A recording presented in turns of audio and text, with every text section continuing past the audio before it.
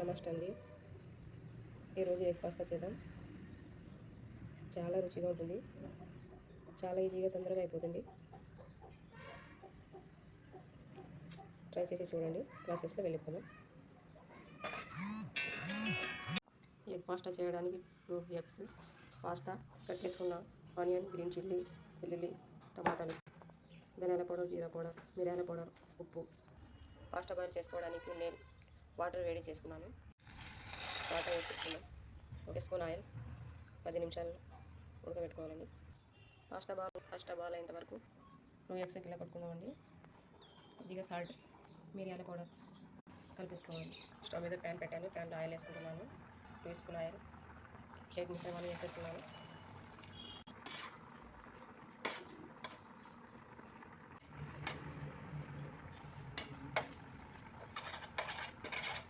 చిన్నగా చేసుకోవాలి, కట్ చేసుకోవాలి.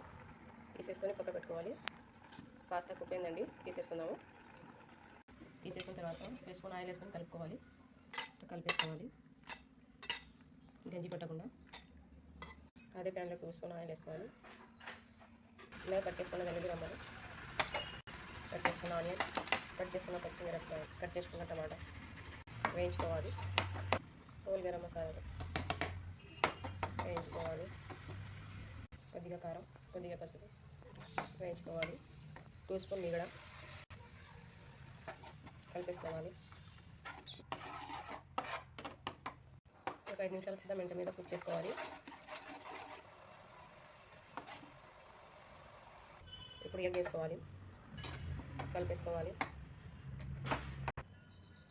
పక్క పెట్టుకున్న పాస్తా వేసుకోవాలి, కలిపేసుకోవాలి.